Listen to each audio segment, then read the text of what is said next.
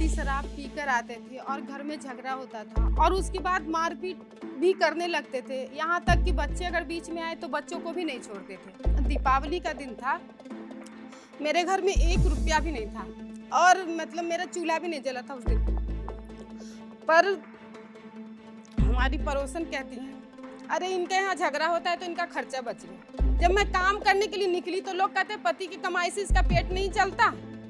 तो देखो ये खुद कमाने निकल गई। उस समय मैं बहुत टूट चुकी थी।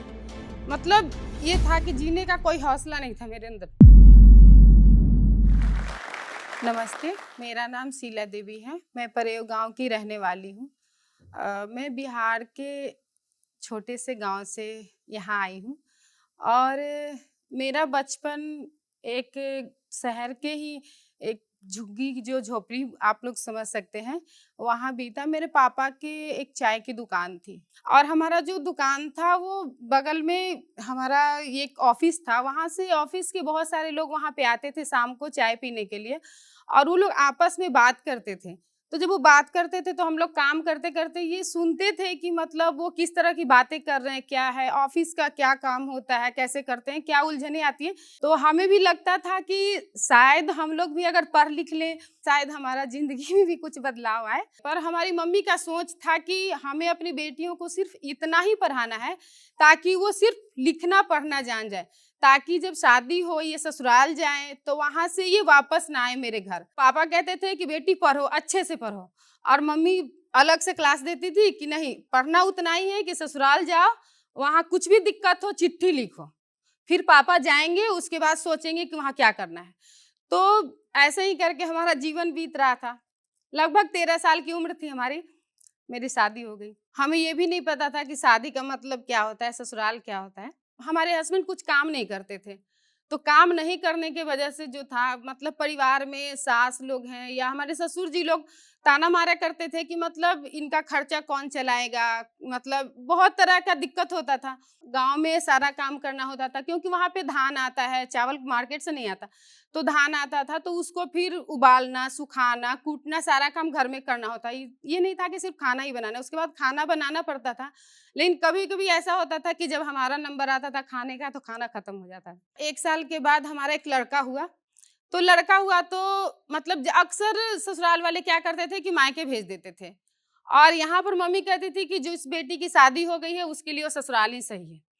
पापा चाहते थे कि मतलब उनको लगता था कि इसको दिक्कत है, लेकिन मम्मी नहीं चाहती थी, इसलिए हमें रहना पड़ता था। फिर हमारे हस्बैंड को बहुत लोग बोले, कुछ लोग कि नहीं चलो कुछ काम करना चाहिए, तो वो दिल्ली चले गए काम करने के लिए। तो वहाँ ये गए तो उनको ऐसा लत लगा कि वहाँ बहुत ज्यादा शराब पीने शुरू कर दिए। दिल्ली जाने के बाद तो पीने के बाद ऐसा होता था घर में एक भी पैसा नहीं भेजते यहाँ पे। तो अब तो ससुराल वाले पूरी तरह से छोड़ दिए कि तुम मायके रहो, क्योंकि वो लड़का कमा के कुछ देता नहीं है, फिर इसके बच्चे को हम कहाँ से पालेंगे। तो फिर उसके बाद जब मैं माँ के यहाँ रह रही थी 2 बच्चों के साथ, तो अचानक से मेरे पापा को मतलब सांस की बीमारी थी, तो वो इस तरह से बीमार पड़े कि वो डेथ कर गए। तो जब उनके डेथ करने के बाद जैसे कि मेरा कुछ भी नहीं रहा वहाँ। माँ का कहना था कि अब तो हम खुद नहीं कुछ अपना खर्च चला सकते हैं, तो फिर इस शादीशुदा वाली बेटी को कहाँ रखेंगे।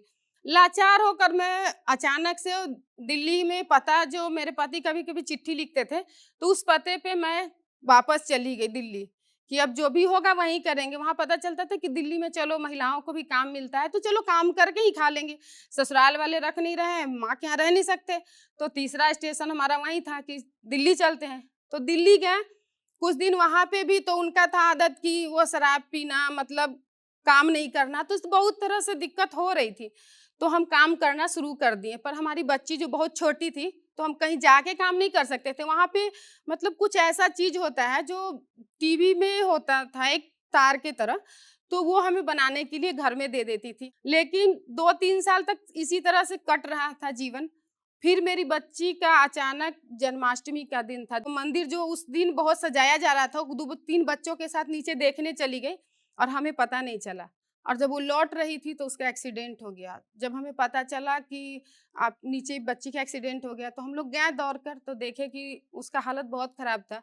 फिर हम लोग, हमारे बगल के ही लोग थे जो एम्बुलेंस को फ़ोन किए, उसको लेकर हम लोग अस्पताल गए, लेकिन जाते-जाते वो लड़की डेथ कर गई। उस समय मैं बहुत टूट चुकी थी। मतलब ये था कि जीने का कोई हौसला नहीं था मेरे अंदर।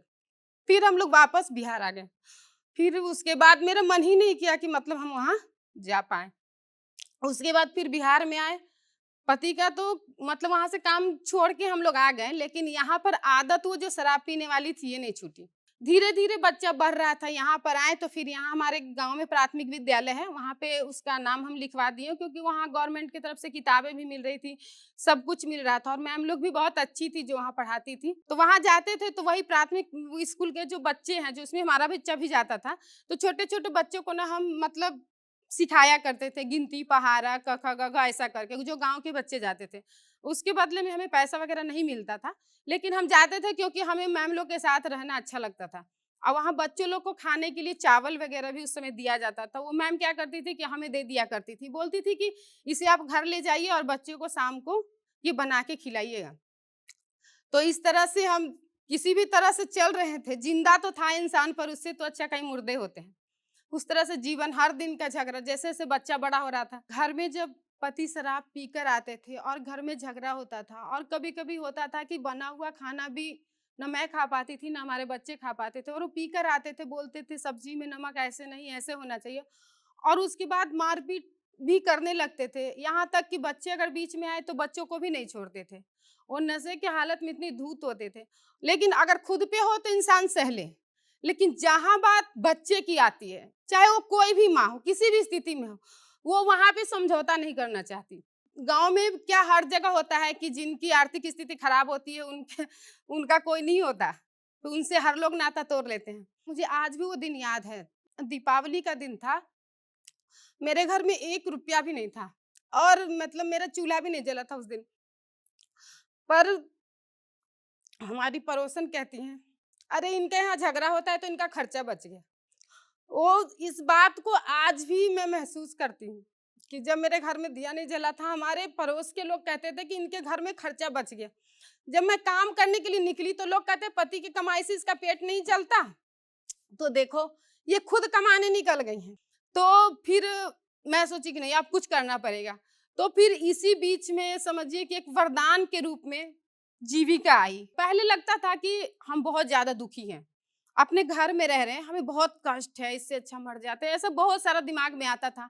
फिर मैम जहाँ जाते थे स्कूल में, वहाँ मैम समझाती थी कि शिला दी ऐसे नहीं कीजिए। तो क्या हुआ कि एक हिम्मत सी आई और हम बोले कि नहीं, ये हम लोग कब तक सहेंगे। और जब हम समूह में जुड़े तो वहाँ 10-20 महिलाएं एक जगह बैठती थी। तो वहाँ जाने के बाद पता चला कि ये मेरे साथ ही नहीं होता है, हमसे ज़्यादा होता है जो और भी महिलाएं हैं। तो हम लोग को लगा कि नहीं, हमें अपनी आवाज़ उठानी चाहिए और अब कब तक हम लोग सहेंगे, फिर हमारे बच्चे भी यही सहेंगे।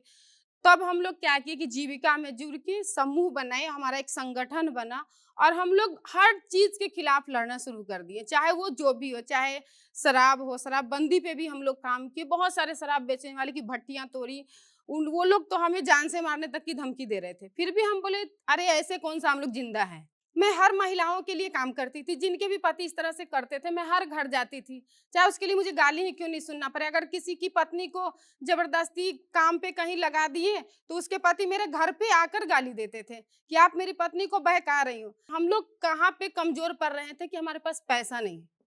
फिर हम लोग समूह में बैठक की और बोले कि अगर हर काम को हम कर सकते हैं, तो हम पैसे कमाने का भी काम कर सकते हैं। तो इसके लिए हमें क्या करना होगा?